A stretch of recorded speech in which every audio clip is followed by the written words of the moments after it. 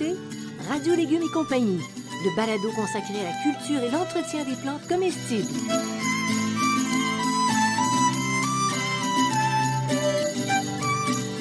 Laitue, Basilic, plantation, poivron, bleuets, pollinisation, haricots, arrosage, fraises, insectes ravageurs et maladies, concombres. fertilisation.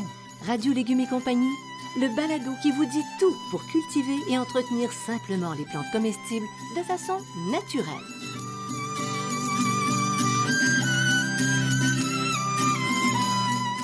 Cette émission vous est proposée par Bionic, une gamme de produits certifiés biologiques.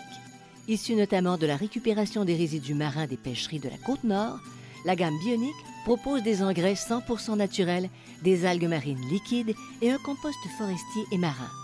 Les engrais bioniques conviennent aussi bien pour les fruits, les légumes, les fines herbes que les fleurs annuelles, ainsi que les plantes d'intérieur. Produite à 100% au Québec, la gamme Bionic assure la santé de vos plantes en offrant une croissance rapide et abondante. Bionic est distribué par Gloco, une entreprise québécoise qui a plus de 100 ans.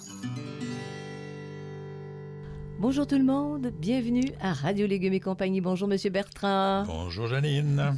Au menu aujourd'hui, à la carte, deux fruits. Les murs des jardins et les goji.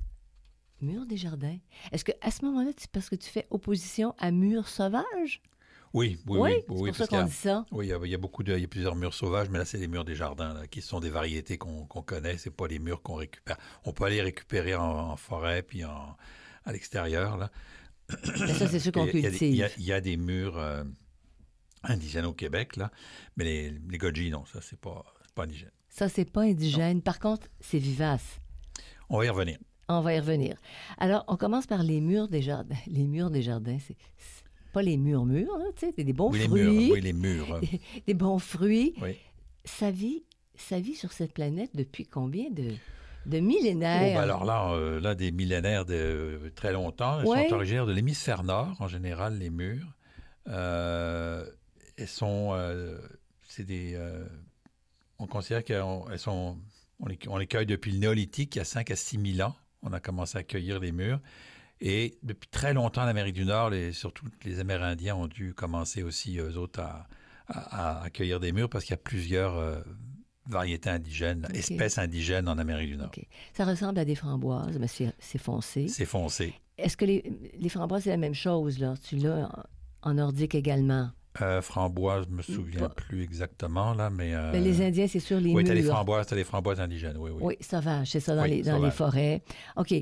La différence... Je veux juste, là, pour préciser, les murs, c'est ça qui a des piquants, là. C'est ça qui est piquant. Il y a des variétés qui sont non piquantes, là, mais c'est la plupart du temps... Sur les tiges? Sur les tiges, il y a des piquants.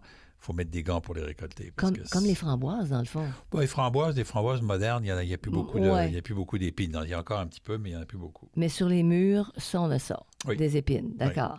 Oui. Mais il existe des variétés sans épines. Ah, justement, parlant de variétés, il y en a différentes. Elles sont toutes à fruits noirs, donc avec épines ou sans épines, la plupart du temps. C'est des arbustes qui font environ de 1 à 2 mètres de haut jusqu'à 1 à 2 mètres de large. Donc, c'est des beaux gros arbustes, là, ça peut devenir assez volumineux, là. Est-ce que tu traites ça comme pour la terre, puis tu vas nous parler de ça tantôt? Oui. OK. Il y a des particularités pour que ça produise plus, j'imagine? Oui. OK. Le type de pollinisation que les murs préconisent. Ils sont auto-fertiles. Donc, vous pouvez planter juste un plant de mur, vous allez avoir des murs pareils. Vous n'avez pas besoin d'avoir 2 plants ou 3 plants. Un seul plant suffit. Ils sont auto-fertiles. Tu n'as pas besoin d'avoir 2 plants? Non. Parfait. Et puis, combien de temps ça prend pour avoir une bonne première récolte? 2 à 3 ans. C'est long quand même, hein? Oui, c'est assez long. Mais c'est une longévité de 10 à 15 ans. Une fois que vous l'avez planté, vous pouvez le garder 10 à 15 ans sans avoir à le déterrer puis à le régénérer. Là, c'est suffisant. Tu le laisses aller, ça peut aller à 15 ans. C'est quand même intéressant. C'est un bel investissement. Oui. Bon. Et puis, pour le goût? C'est juteux, sucré et légèrement acidulé. Et ça tâche. Et ça tâche. Et puis, pour l'aspect nutritif, ça, par exemple, comme tous les petits fruits, là, c'est une source d'antioxydants très élevée parce que c'est noir, donc rouge, noir, très, très élevé en antioxydants. C'est riche en fibres alimentaires. C'est une bonne source de manganèse, de potassium, de phosphore et de vitamine C, surtout si vous les cueillez puis vous les mangez rapidement. Puis c'est aussi une source de cuivre et de fer. Donc, c'est un fruit qui est extrêmement nourrissant, là. Oui. OK, pour un petit fruit, c'est un fruit qui est extrêmement Oui. nourrissant. Et les besoins de cette plante-là? Les besoins, c'est une plante de zone 4, donc sur un grand territoire au Québec. Oui. OK. Attends, juste pour... Parce qu'on en a parlé, mais juste pour se rafraîchir la mémoire. Zone 4, si tu parles, admettons, des zones très nordiques, et puis si tu vas à Ottawa, là, on se situe comment dans les zones? Nous, on est dans 6. C'est-à-dire dans la région de Montréal? Dans la région de Montréal, on était en 5B, on est tombé en 6. Et quand vous êtes en Arctique où il n'y a pas de plantes, quasiment, c'est 0. OK. De 0 à 6. Donc 4, là, c'est le lac Saint-Jean, ça dépend des endroits. C'est Charlevoix, c'est le bord du fleuve, certains endroits, et ainsi de suite. Là. OK. À peu près à ce niveau-là. OK. Dans le bas du fleuve, Dans le bas du fleuve, ça fonctionne bien. Oui. Soleil à ombre légère, donc ça va dans une ombre légère, là. Sol riche, meuble et bien drainé. Puis c'est une plante gourmande et moyennement assoiffée. Donc ça demande du compost régulièrement. Mais dans un sol bien drainé.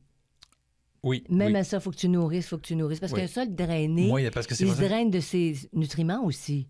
Oui, Ouais. si on peut dire ça, là, mais c'est moyennement assoiffé. Donc, c'est ce que je veux dire par là, c'est que vous ne mettez pas ça dans un sens où on peut, là, ça va pas le faire.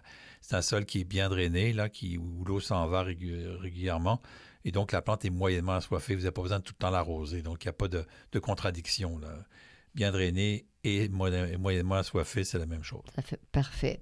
Et puis, est-ce que c'est facile à cultiver?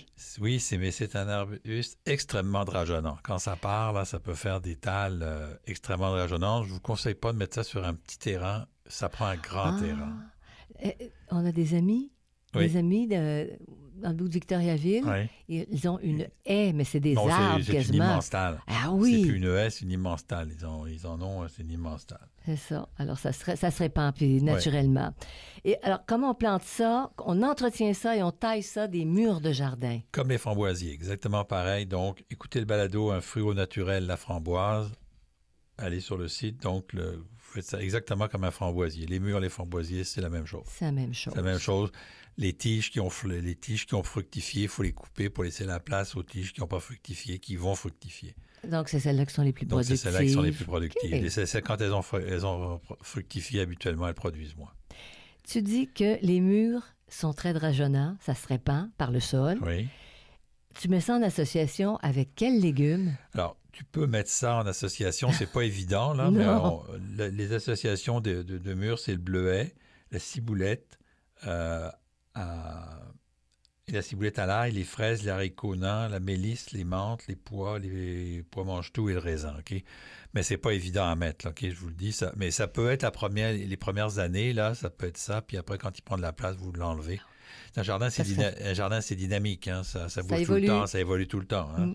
Donc, c'est important. Parce que ça pourrait faire ombrage à des légumes si tu vas en association, c'est ça. quand ça grossit beaucoup. Oui.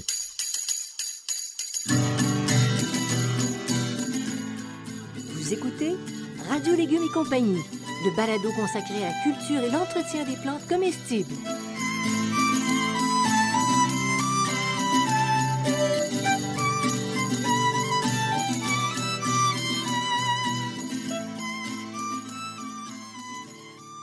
Bionic, la gamme des engrais 100% naturels et éco-responsables, propose Bionic Algues Marines. En plus d'apporter des éléments nutritifs et des oligo-éléments, ce concentré favorise la bonne santé de la biologie du sol. Elles contiennent des phytohormones qui activent la croissance et la productivité de vos plantes. Bionic Algues Marines stimule les mécanismes de défense naturelle des plantes en augmentant la résistance au stress, en particulier lors de la transplantation. Bionic Algues Marines, distribué par Gloco, est en vente dans les centres de jardin.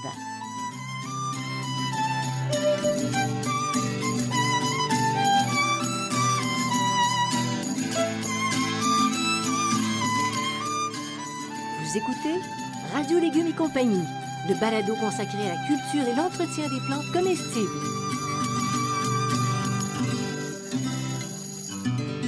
OK. Puisqu'il le faut, parlons des ennemis, des murs des jardins. Alors, puisqu'il le faut. Les insectes ravageurs, c'est l'anneleur, les minus des ronces, la biture du framboisier, la tentrette du framboisier, la nitidule, le rhizophage du framboisier, la drosophile à L tachetée. OK. Mais ils Je ne sais pas. sont pas très présents non plus. La maladie, c'est la rouille orangée, l'anthracnose, la tumeur du collet, la pourriture des fruits, le blanc, la brûlure des dards et la flétrissure verticillienne. Je vais y arriver un matin, après-midi, à soir.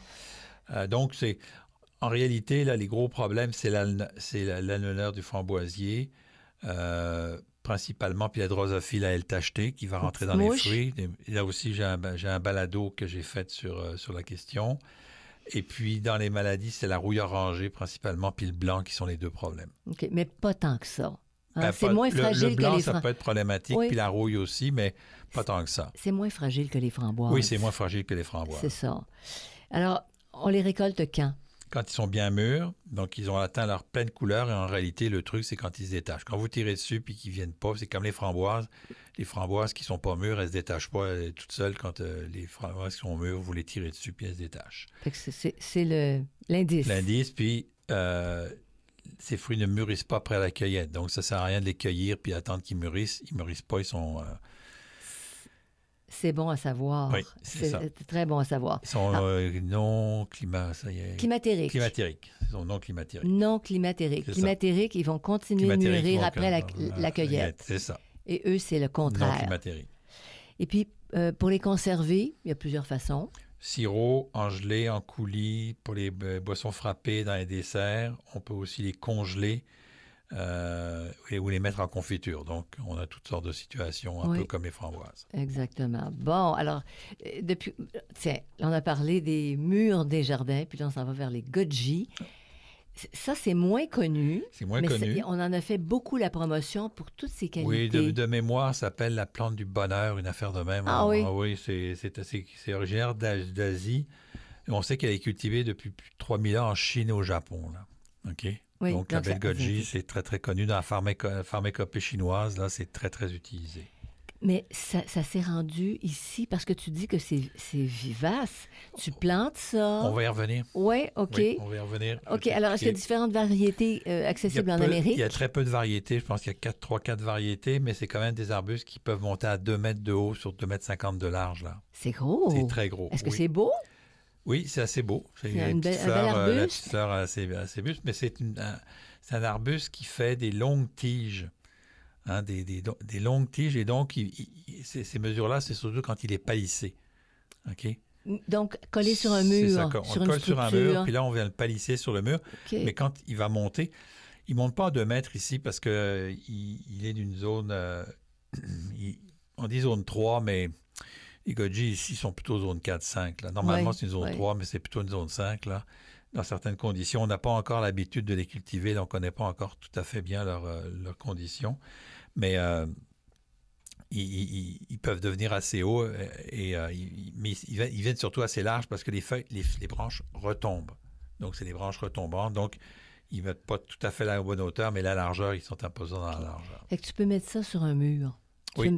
C'est ça, tu mets un treillis, puis tu peux mettre... Donc, ça ne prend pas de place et ça produit quand même beaucoup. Si tu as des murs, non. Si tu as des murs, c'est ça. Si tu as des murs ou une clôture ou une surface verticale. Oui, c'est ça. Ouais.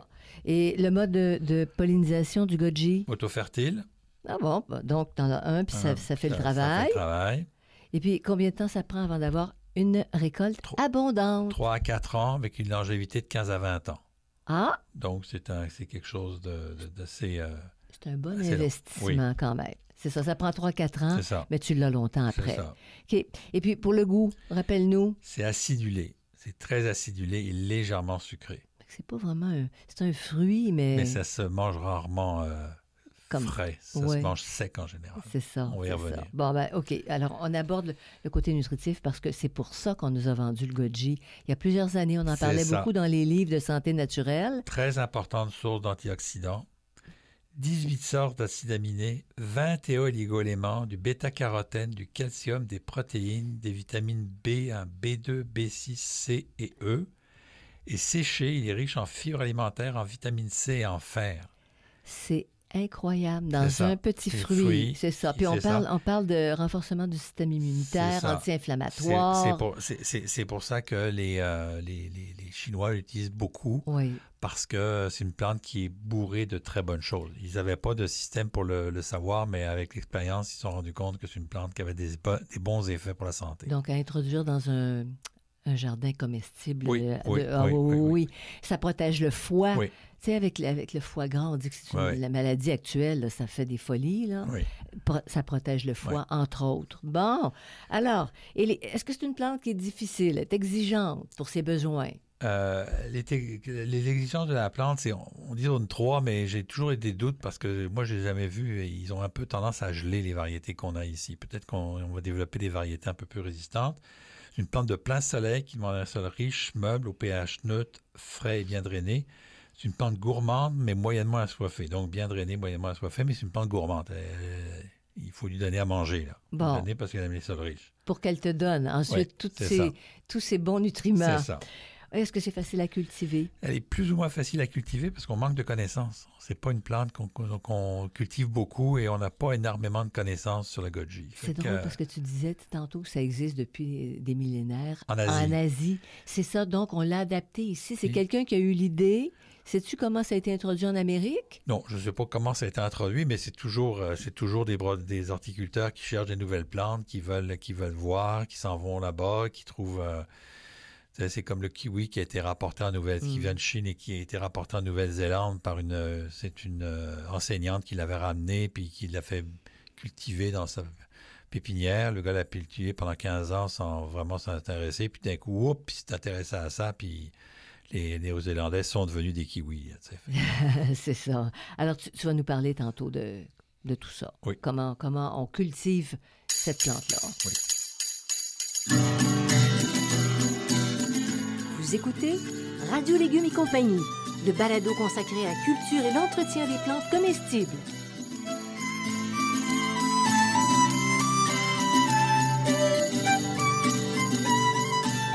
Vous voulez rendre votre potager et votre jardin fruitier plus écologiques? L'horticulteur Bertrand Dumont vous propose 2 livres sur le jardin comestible éco-responsable. L'un, Comprendre la nature et tirer parti de ses bienfaits, aborde le fonctionnement de la plante, celui du sol et son travail, la matière organique, la nutrition des plantes et la gestion de l'eau. L'autre, Aménager et cultiver en respectant la terre, décrit les étapes de planification, de sélection, de mise en place, ainsi que la multiplication, la plantation, l'entretien et la récolte d'un jardin comestible éco-responsable. Ces 2 livres sont en vente uniquement sur la boutique en ligne radiolégumes.com.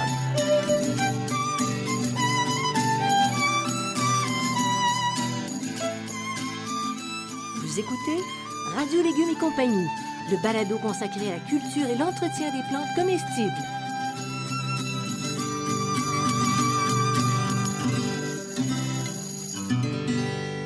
Donc, comment on plante puis on entretient le goji? À la plantation, on fait des apports de compost. C'est important parce que c'est une plante qui est gourmande. Elle aime l'eau, mais sans excès. Donc, on surveille les arrosages et idéalement, on met du paillis. Okay? Parce que c'est vraiment important d'avoir un sol qui reste quand même assez frais. Annuellement, on apporte du compost et des engrais naturels. C'est une plante qui est vraiment... elle a besoin. Elle a besoin. Oui. Pardon.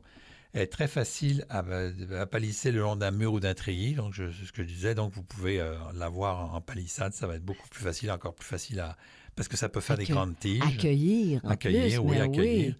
Et on taille légèrement à la fin de l'hiver.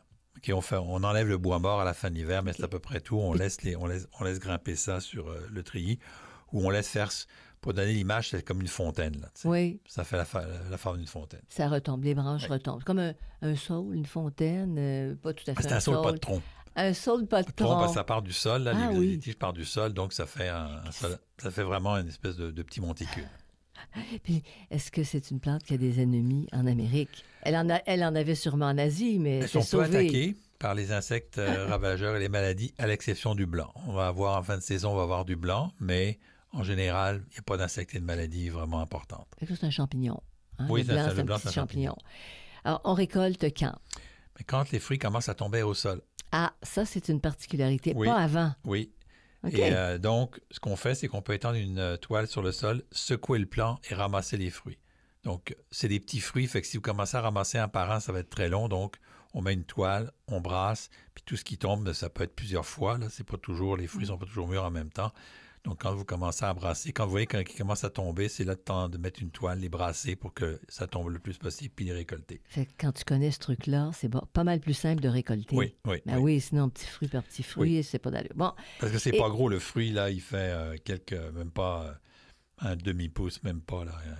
Entre un demi, entre un quart, trois quarts, un demi à peu près, dépendant des variétés. Il y a des variétés plus longues, des variétés plus courtes. et puis on conserve ça. Quelques jours au réfrigérateur, Un point, c'est tout. ou Ouais. on les congèle.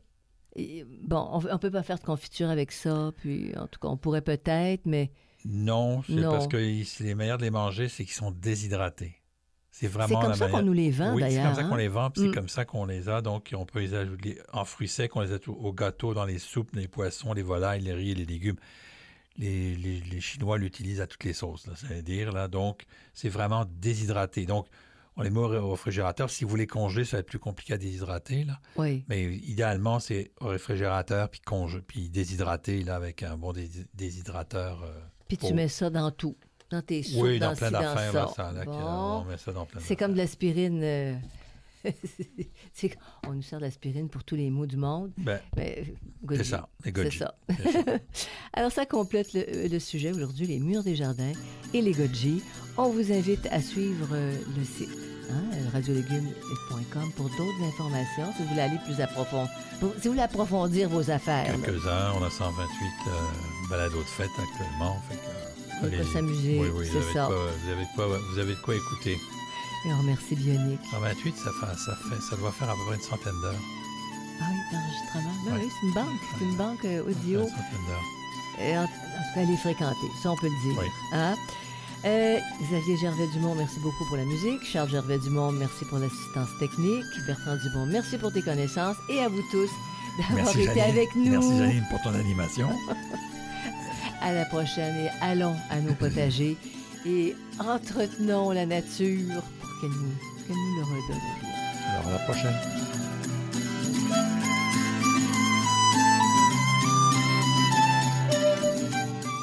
Vous écoutez Radio Légumes et compagnie, le balado consacré à la culture et l'entretien des plantes comestibles.